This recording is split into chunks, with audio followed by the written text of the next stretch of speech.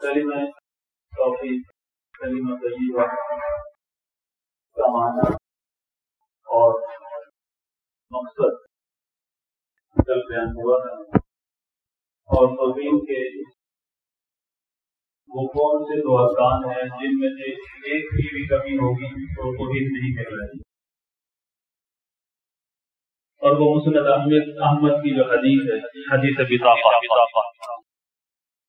اس کا حوالہ دیا تھا کہ ایک آدمی کو اللہ تعالی تمام مخلوقات کے سامنے بلائے گا، سب لوگ متوجہ ہوں گے اور اس کے گناہوں کے رجسٹر کھول دیے جائیں گے۔ 99 رجسٹر سارے گناہوں کے ہوں گے، اور ایک رجسٹر دفتر جس کو کہتے ہیں اتنا بڑا ہوگا جہاں تک نظر جائے گی وہاں تک اس کے گناہوں کی لسٹ ایک رجسٹر میں ہوگی۔ اعتراف بھی کرے گا کہ میرے اوپر کوئی ظلم زیادتی نہیں ہوئی، یہ سارے میرے کیے ہوئے جرائم ہیں، اور پھر یقین بھی کر بیٹھے گا کہ میرا جہنم میں جانا برحق ہے۔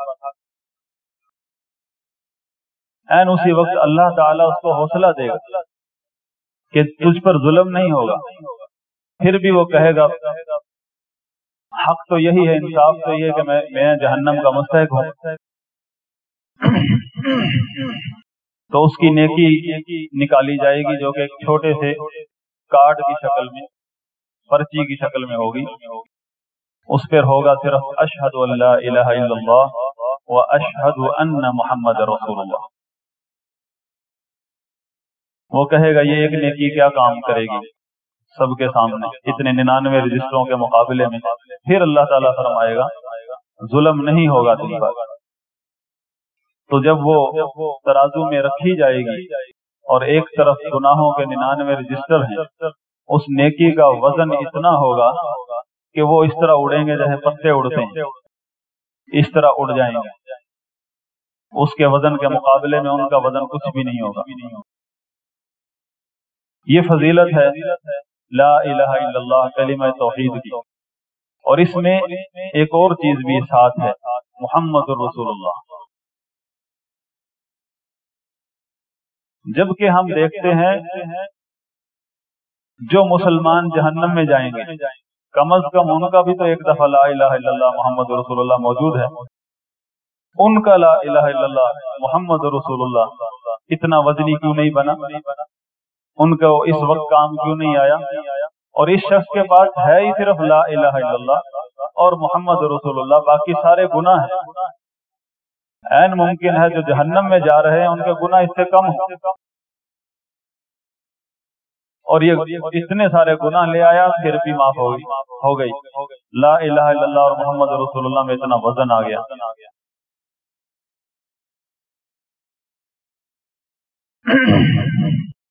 جب ہم کتاب و سنت کے دلائل کی روشنی میں اس کا جواب ڈھونڈتے ہیں، یہی ملتا ہے کہ شرک ایک ایسا گناہ ہے، ایسا جرم ہے، اگر آدمی کے اعمال کے اندر اس کی ملاوٹ ہو، چاہے وہ ریاکاری کی شکل میں، ایک موحد توحید جاننے والا اس سے ریاکاری سرزد ہو گئی، تو یہ جرم اتنا ہے کہ اس کا خطرہ اتنا ہے کہ یہ آدمی کو جہنم تک لے جاتا ہے۔ شرک اصغر ہو یا اکبر، ان اللہ لا یغفر ان یشرک بہ، اللہ تعالیٰ اپنے ساتھ شرک کو نہیں معاف کرے گا۔ وَيَغْفِرُ مَا دُونَ ذَلِكَ، اس کے علاوہ جتنا بڑا بھی گناہ اس کو معاف کر دے گا، لِمَن یشاء، جس کو چاہے گا، یہ اس کی مشیت ہے۔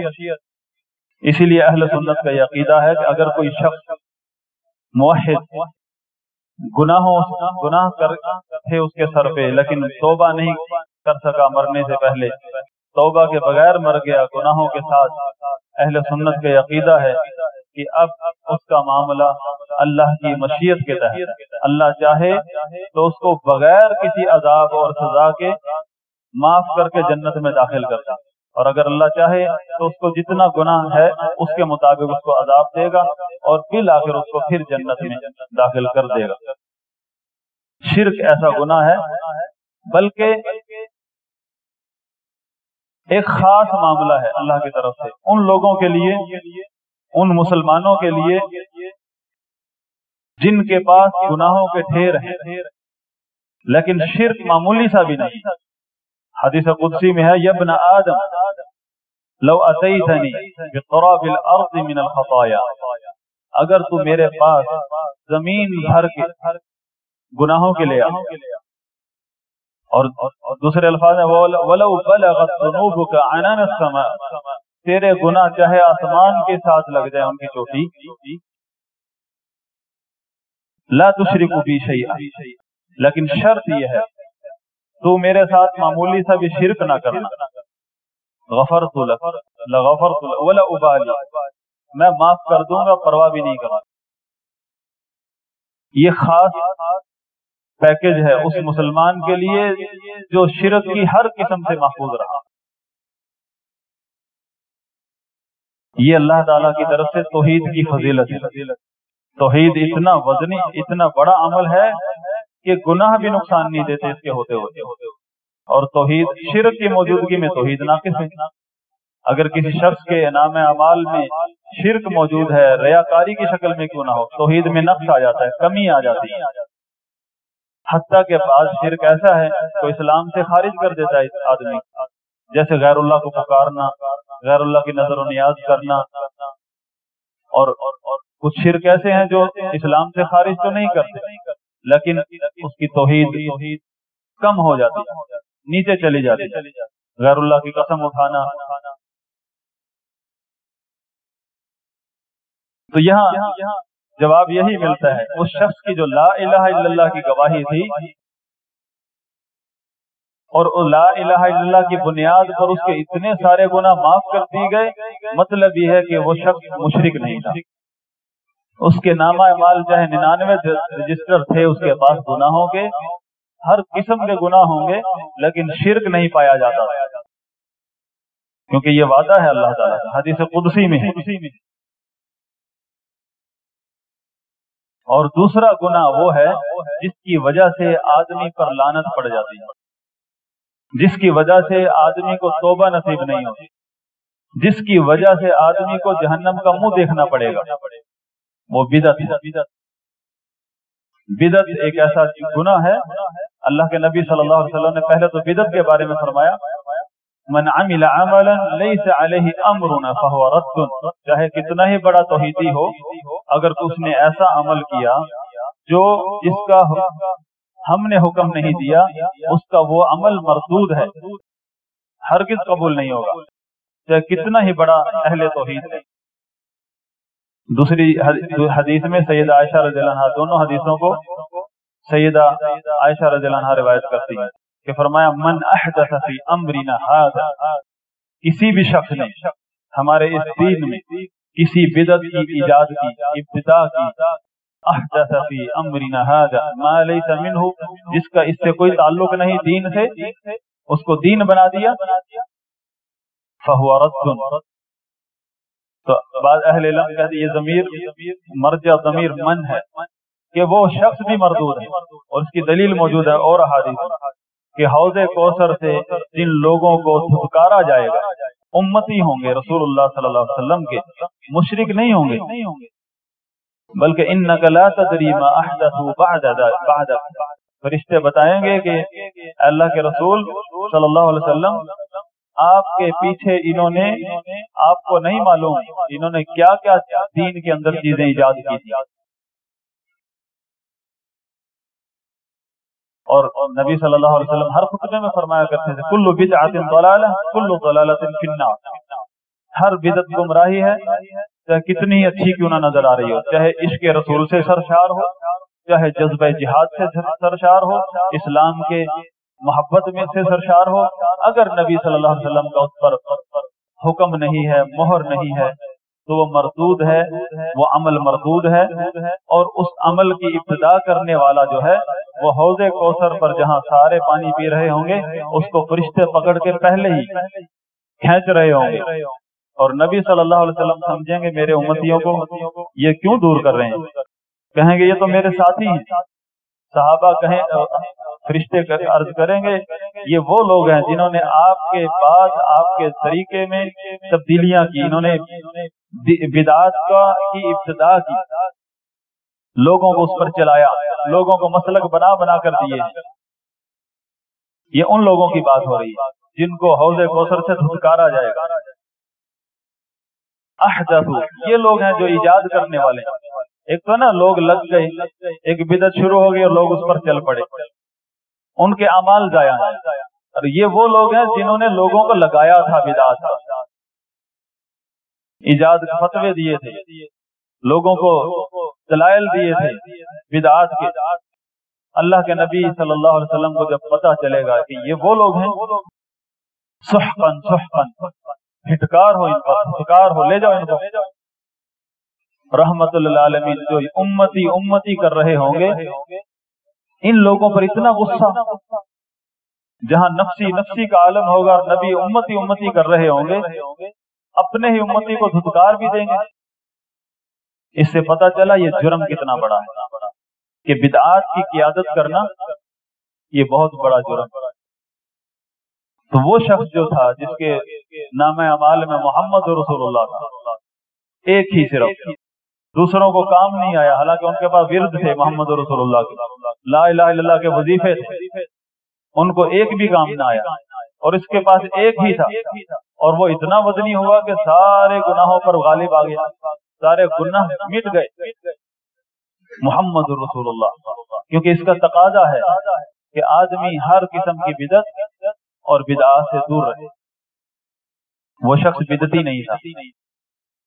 پہلا تو یہ کہ اس شخص کے نامہ اعمال میں شرک نہیں تھا، ریاکاری بھی نہیں کرتا تھا، گناہ گار ضرور تھا۔ دوسری چیز یہ تھی کہ وہ شخص محمد رسول اللہ کا دلیل اس بات کی ہے کہ وہ شخص گناہ گار تھا، فاسق تھا، فاجر تھا، جو بھی کہہ لے، بدعتی نہیں تھا۔ ائمہ اہل سنت، امام اہل سنت احمد بن حنبل رحمہ اللہ فرماتے ہیں، امام ابو نعیم نے ان کا قول نقل کیا، یہ اصول جو ہیں ان کی روشنی میں یہ بات سمجھیں امام احمد بن حنبل کہ فساق اہل السنہ اولیاء اللہ، فساق اہل السنہ اولیاء اللہ وزہاد اہل البدعہ اعداء اللہ، کہ اہل سنت جو نبی صلی اللہ علیہ وسلم کے مسلک سے ہر وقت چمٹے رہتے ہیں، کسی کی پرواہ نہیں کرتے کہ لوگ کدھر جا رہے ہیں، فتنوں کے دور میں ہی پتہ چلتا ہے اہل سنت۔ فرماتے ہیں یہ اللہ کے اولیاء ہیں، چاہے فاسق فاجر کیوں نہ ہو، جب مسلک صحیح ہے یہ اللہ کے اولیاء ہیں، اور وہ زاہد اور عبادت گزار پرہیزگار ہیں، بدعتی اللہ کے دشمن۔ صحیح حدیث ہے، اللہ کی لعنت ہے اس شخص پر جس نے بدعتی کو پناہ دی، بدعتی کو عزت دی، جس نے بدعتی کا احترام کیا، اس نے دین کی دیوار گرانے میں مدد کی۔ سب سے پہلی بدعت اس امت میں جو ایجاد ہوئی تاکہ بدعت کی پہچان، ہمارے نزدیک بدعت کی پہچان کیا ہے؟ ایک شخص رفع الیدین کے بغیر نماز پڑھتا ہے، ہمارا فتویٰ ہے وہ بدعتی۔ ایک شخص ادھر کر کے نماز پڑھتا، ہمارا فتویٰ یہ سنی ہے، یہ سلفی ہے۔ یہ ہمارا اصول ہے، اہل علم کا یہ اصول نہیں ہے، اہل علم کا یہ اصول نہیں ہے۔ آپ علم الرجال کی کتابیں اٹھا کے دیکھ لیں، جتنے بھی کذاب، کسی کو شیعہ کہا ہے، کسی کو کچھ، وہ اپنے آپ کو اپنے دور کے محدث کہتے ہیں۔ ائمہ کرام نے ان کے چہرے بے نقاب کیے جو ہمارے اندر ہی گھسے ہوئے تھے،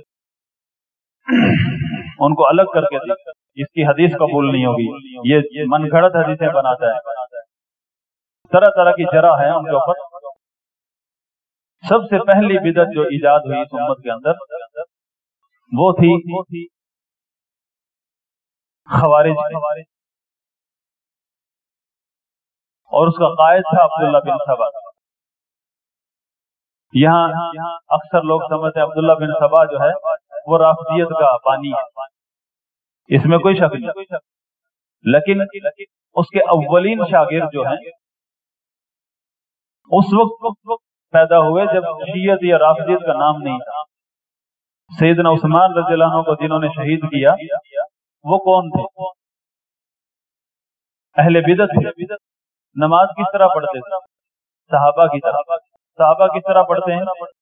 अहले हदीसों की तरह, नबी सल्लल्लाहु अलैहि वसल्लम की तरह। उस्मान की तरह नमाज पढ़ते थे। सैयदना उस्मान वाला अकीदा रखते थे जो हम कहते हैं अकीदा एक है। कोई नया फिरका नहीं था, कोई नई फिका नहीं थी, वही लोग थे। लेकिन सहाबा ताबीन सब उनको अहले बिदअत कहते हैं। कैसे पहचानूंगा? क्योंकि वो अब्दुल्ला बिन सबा के उसूलों पर चलने लगे। अब्दुल्ला बिन सबा का ये उसूल था बुनियादी।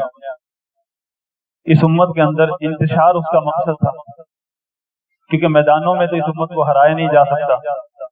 इस उम्मत को मैदानों में इस उम्मत का मुकाबला करने की किसी में जुर्रत नहीं। तो इस तरह इस उम्मत को नुकसान पहुंचाया गया। अब्दुल्ला बिन सबा का यह उसूल था, इब्दअ बित्तअन फी अइम्मतिकुम, अपने हुक्मरानों के बारे में उनको हदफ बनाओ ताना जनी का, उनके अयूब को उछालो, उनके जो खराबियां हैं उनके अंदर उनको उछालो, और लिबास पहन लो अमर बिल मारूफ और नही अनिल मुनकर का, कि हम तो अमर बिल मारूफ और नही अनिल मुनकर करते हैं। देखो कैसे लोग तुम्हारे पीछे लगेंगे। तस्तमीलू बिही कुलूबन नास, तुम लोगों के दिलों को खींच लोगे, ये वो तरीका है। और दूसरी तरफ सैयदना अबू दरदा रज़ियल्लाहु अन्हु, सहाबी रसूल, बल्कि सैयदना अबू ज़र रज़ियल्लाहु अन्हु, सैयदना अबू दरदा रज़ियल्लाहु अन्हु का फरमान है, अव्वल निफाक़िल मर्अ तअनुहु फिल ईमान, आदमी की मुनाफिकत का आगाज उसी वक्त शुरू होता है जब वो पहला बोल बोलता है अपने हुक्मरान के बारे में। हुक्मरान के ऐब, हुक्मरान की खराबियां, ये तो रसूलुल्लाह सल्लल्लाहु अलैहि वसल्लम ने खुद बताई है कि किस कदर होंगी। इस हद तक बताई है कि दीन और दीन इस्लाम से ज़ाहरी तौर पर कोई नजर नहीं आएगी अलामत उनके अंदर। ला यहतदून बिहुदाई वला यहतदून बिसुन्नती फीहिम रिजालुन कुलूबुहुम कुलूबुश शयातीन, शैतान सिफत नहीं, शैतान के दिल वाले हुक्मरान होंगे। एक तो होता ना शैतान सिफत शख्स, कि है तो इंसान, उसके अंदर शैतानी आई हुई है। ये वो शख्स होंगे जिनके अंदर इंसान का दिल नहीं, शैतान का दिल होगा। फिर जुस्मान देखने में इंसान होंगे, लेकिन इसके बावजूद सहाबी ने पूछे, या रसूलल्लाह सल्लल्लाहु अलैहि वसल्लम, अगर मा तअमुरुनी इन अदरकतु ज़ालिक, आपका क्या हुक्म है जब ऐसे हालात में पाऊं? फरमाया तस्मा व तुती, इन्हीं की सुननी है, इन्हीं की माननी है। वो इन उखिज़ मालक व ज़ुरिब ज़हरक, चाहे जुल्म इस हद तक पहुंच जाए, तेरा माल भी लूट लिया जाए, तेरे जिस्म पर तशद्दुद किया जाए, मुल्क लूट लें, लेकिन ये कोई दलील नहीं है कि ये जुल्म और सितम, कोई दलील नहीं है। माल का लूटना, मुल्क के खजाने खा जाना, ये कोई दलील नहीं है कि आप अपनी इताअत का हाथ खींच लो कि हम बाकी हैं, ये कोई दलील नहीं है बगावत की। फिर फरमाए इस्मा व अती, सुनो और मानो। अगर सुनने और मानने के उसूल हैं कि अगर वो ऐसा कोई हुक्म दे जो किताब और सुन्नत के खिलाफ है, उसमें इत्लासम वाला था, उसमें ना सुनी जाएगी बात, ना मानी जाएगी, लेकिन बगावत भी नहीं की जाएगी। कहने का मतलब ये, इस उम्मत के अंदर जो पहली बिदअत का इजाद हुई वो थी हुक्मरानों के बारे में, हुक्मरानों के खिलाफ तहरीक चलाना। हुक्मरानों के खिलाफ तहरीक चली, स्टेट के खिलाफ, स्टेट के खिलाफ नहीं, कहते हैं स्टेट तो हमारा मुल्क, हम इन हुक्मरानों के पीछे, हम करप्ट को हटाकर सहाबा सिफत लेकर आए। ये बिदअत है, हम इसको बिदअत नहीं जानते। हम हमारे नजदीक बिदअत क्या, ईद मिलादुन नबी, खाना पकाना 11वीं का, तीसरे दिन का, ये अमली बिदात को हम बिदात समझते हैं। इन नजरियाती बिदात को कोई बिदअत नहीं समझते।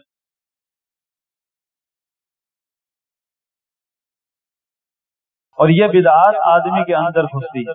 نبی صلی اللہ علیہ وسلم نے فرمایا سیخرج قوم من امتی، میری امت میں لوگ نکلیں گے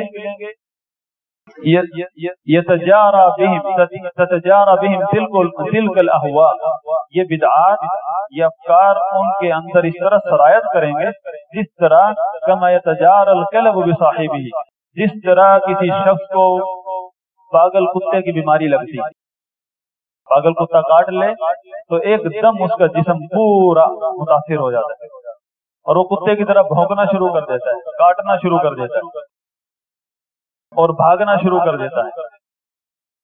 فرمایا لا يبقى منه عرق ولا مفصل الا دخل، اس شخص کے اندر نہ تو کوئی رگ خالی رہے گی نہ کوئی جوڑ، سب جگہ جگہ جگہ یہ افکار داخل ہو جائیں گے، جگہ جگہ۔ تو وہ شخص جو محمد رسول اللہ جس کے نام اعمال میں تھا لا الہ الا اللہ محمد رسول اللہ، یہ کس طرح کام آیا اس کے؟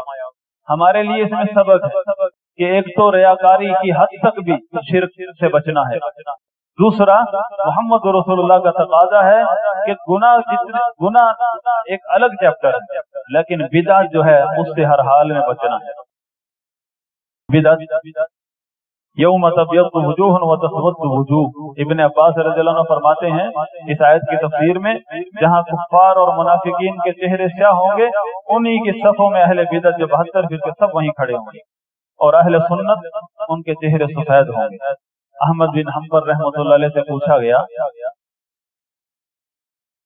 اہل سنت کے بارے میں، اہل حق کے بارے میں، تو انہوں نے وضاحت کی ان لم یکن اہل الحدیث فلا ادری من ہوں، اہل سنت بننے کے لیے علماء اہل حدیث سے علم حاصل کرنا ہوگا، علماء اہل حدیث۔ میں نے قاتلین عثمان رضی اللہ عنہ کا ذکر اس لیے کیا ہے، ہمارے ہاں بہت سارے لوگ جو سید مودودی وغیرہ کو امام سمجھتے ہیں اور پھر لوگوں کو کے سامنے اہل حدیث بن کر آتے ہیں۔ ان لوگوں سے جب ہم بات کریں گے جو مودودی صاحب کے لوگ ہیں، ہمارا انداز اور ہوگا، ہم اپنے اہل حدیثوں سے بات کر رہے ہیں۔ اہل حدیث کے منبر پر اہل حدیث کے اندر کوئی شخص کوئی اجازت نہیں ہے کہ وہ مودودی ہو یا مودودی سے متاثر کوئی شخص ہو اس کو کی تبلیغ کرے، کیونکہ مودودی کے افکار اسی گروہ سے ملتے ہیں جنہوں نے سیدنا عثمان کو شہید کیا۔ محمد رسول اللہ کا تقاضا ہے کہ جو کچھ بھی رسول اللہ صلی اللہ علیہ وسلم نے بیان کیا ہے اس پر ایمان لانا ہے، تصدیق کرنی ہے، تصدیقہ فیما اخبر۔ لیکن یہ لوگ رسول اللہ صلی اللہ علیہ وسلم کے معجزات، رسول اللہ صلی اللہ علیہ وسلم کی پیشن گوئیوں کا انکار کرتے ہیں، پھر کیسے یہ محمد رسول اللہ اس کے کام آئے گا جو نقش قدم پر چلتا ہو ان اہل بدعت کے، اور پھر تمنا کرتا ہو کہ وہ محمد رسول اللہ اس کے کام بھی آ جائے۔ اہل سنت بننے کے لیے علماء اہل الحدیث اور اہل سنہ کے اصولوں پر چلنا ضروری ہے۔ اگر ایک آدمی ملاوٹ کرے گا سنت اور بدعت کی، محمد رسول اللہ کے تقاضے کے خلاف ہے۔ محمد رسول اللہ جو کلمہ طیبہ کا دوسرا حصہ ہے یہ اس کے کام نہیں آئے گا، بلکہ وہ اپنے آپ کو بھی اور دوسروں کو بھی دھوکہ دے رہا ہے۔ یہ اس شخص کے لیے بات ہے جو مسلک حق اہل حدیث سے محبت کرتا ہے، جو چاہتا ہے کہ میرا شمار اہل سنت میں سے ہو۔ اس کو چاہیے کہ وہ دونوں باب میں لا الہ الا اللہ اور محمد رسول اللہ دونوں چیزوں میں محتاط رہے، تاکہ اس کو اس کلمہ طیبہ لا الہ الا اللہ اور محمد رسول اللہ کا فائدہ ہو، اور اس کا فائدہ اس وقت پتہ چلے گا جب قیامت کے دن ترازو لگے ہوں گے۔ حوض کوثر پہ پانی پینا نصیب نہیں ہوگا اگر کسی شخص نے محمد رسول اللہ کے بارے میں تساہل سے کام لیا، اہل بدعت کے منہج کو اہل سنت کے اندر شامل کرنے کی کوشش کی۔ کوئی بھی ایسا نوجوان، کوئی بھی ایسا شخص جو اس بات کے ساتھ مخلص ہے کہ میرا شمار ائمہ اہل سنت صحابہ کرام تابعین تبع تابعین میں سے ہو، اس کو چاہیے کہ وہ اس قسم کے لوگوں سے دور رہے، اس قسم کے لوگوں کی کتابوں سے دور رہے، چاہے وہ قرآن کا ترجمہ کیوں نہ ہو۔ سعید بن مسیب، ابن سیرین کبار تابعین ہیں۔ کسی شخص نے کہا بیزتی نے قرآن سن لو مجھ سے، انہوں نے کہا نہیں۔ کسی نے اعتراض کیا قرآن سننے میں کیا حرج ہے، انہوں نے کہا قرآن پڑھ کے اپنی بدعت